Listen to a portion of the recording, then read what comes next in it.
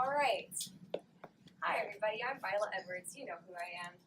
This is for Honors Mentorship. For the past year of high school, I have been with the Sheriff's Office doing a mentorship program where I basically get to be one of the first high school interns for the Sheriff's Office, which is pretty cool. You guys know about me. This is a picture of me with the only two women in the crime lab for Forsyth County Sheriff's Office. That is Mari on the right and Bree on the left. I got to spend 6 weeks with them at the crime lab learning about fingerprinting, digital photography for crime scenes, and I got to learn a lot from that experience alone. I've had 6-week sessions all throughout the entire school year. The main project that I've been working on, though, has been focused on how the people in law enforcement are emotionally affected and mentally affected by their career. Because it is a very dangerous career being a local police officer, and I wanted to be able to learn a little bit more about how they're able to deal with those kind of situations.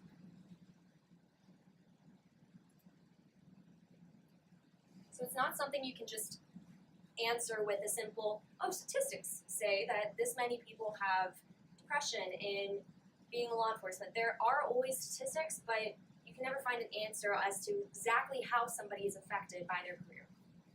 In law enforcement especially, they can be affected in a multitude of ways. On night shift, for example, somebody can drink thousands of energy drinks. They can eat fast food and they aren't exactly getting the proper nutrition they need. From going through a robbery with really high adrenaline to all of a sudden going back right out into the road and doing normal traffic stops. The adrenaline rush affects their nerves, and they might even have nerve damage from that experience alone. And that's only one option of night shift and scheduling for them.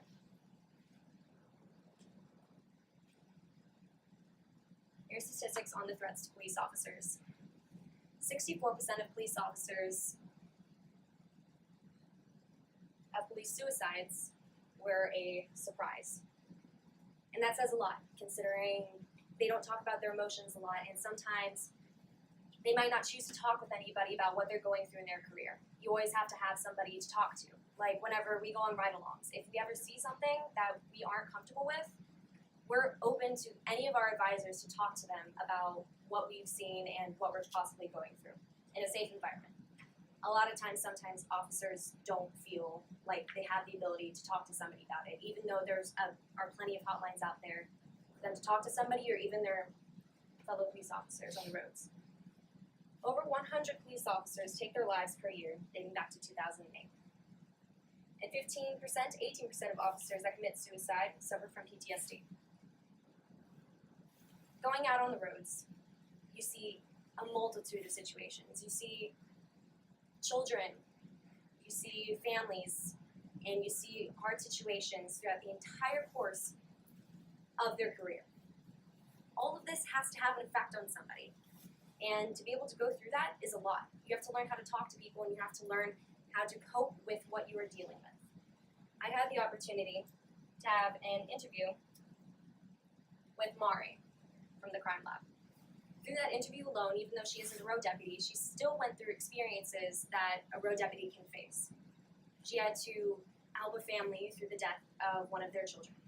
She was at the crime scene for that, and she had to be there for the family and separate herself from the situation as best as she possibly could. In this situation, she was able to flip a switch.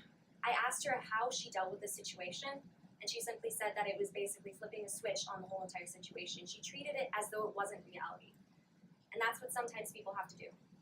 A lot of officers have a switch that they can just turn off at a moment's notice because they can't be affected by these emotions because they have a job to do.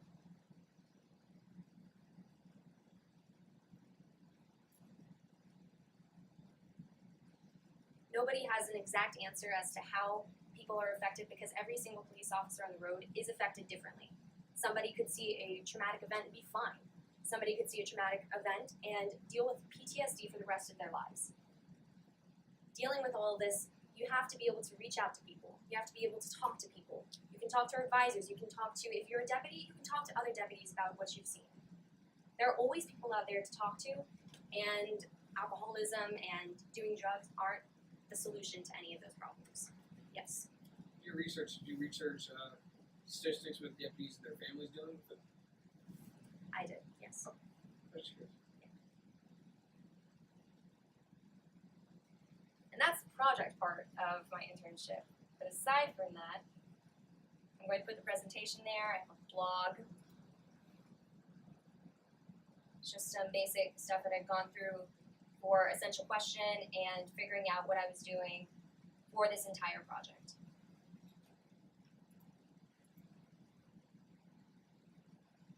Aside from all of that, my internship itself has been a wonderful experience. The first 6 weeks I got to spend in jail security looking at all the different cameras, and that definitely teaches you how to make good with your time, because you are in a dark room for 3 hours every week, and it's cold, and there's no data, and you're sitting there watching cameras. I saw cellmates do Zumba. It was really interesting.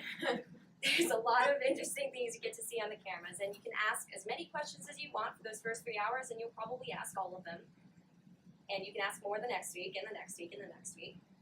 But overall, it helps you manage your time just by the simple monotony of the tasks that you're given at hand. The next 6 weeks, I was at the crime lab. I can now efficiently say that I am pretty good at fingerprinting and taking pictures of those fingerprints, being able to find the minutia points. Super interesting being able to learn and get an eye into some forensics aspects of things. They even let me borrow their book to learn about blood spatter analysis, and I was even able to use it during one of my competitions. I've also spent time at the courthouse. I spent 6 weeks, and I'm starting my second 6 weeks at the courthouse, where I've got to see a multitude of cases.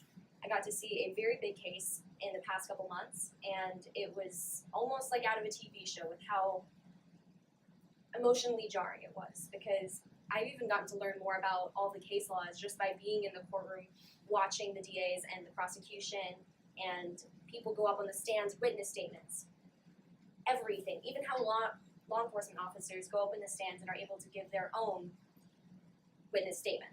It's an incredible experience to watch, and I highly recommend even going to the courthouse at any point in time, because what people choose not to realize is that the courthouse is open to you guys. It's public. You can go in and watch any trial except juvenile. You can go to the courthouse any day of the week, even during the summer, and just go in and watch a court case. You can learn a lot more just about the basic law that way, and I, over the summer, recommend that you do that yourself. I've also gotten, this is my last one. I spent another 6 weeks at Evidence and Property, and I got to learn how all of the records are kept for the county, how weapons are brought in, purged, and auctioned off eventually, unless they have the serial number scratched out because you can't use those. How they melt down weapons, how they burn the drugs at one of the animal shelters, and just about all the different aspects of our local law enforcement are incredibly interesting to see and witness, and it's been an incredible experience because you can only get so much from just learning from PowerPoints. To get actual real-world experience is something nobody should ever pass up the chance for. Any questions? Oh, there is a question. Thank you. How did you get this mentorship? I got an application from the front office. At any of your high schools, they should all offer it, even possibly in Dawsonville. Lambert has it. Oh, sorry. Lambert has it, North has it, West has it, South has it, Central has it. Go to your front office and ask for an application, and you can apply to even as an intern position for the sheriff's office, and you can get to be a part of the honors mentorship for a year. It takes up one of your class periods, and you get a grade for the class as well. Yes. Did you do it if you're a senior or no? Yes, you can do it if you're a senior. But right now? Well, you would get a college internship after that. I'm a senior, yeah. I applied my junior year for a senior year Okay, that makes sense. mentorship. So, any other questions, guys? That's all I have.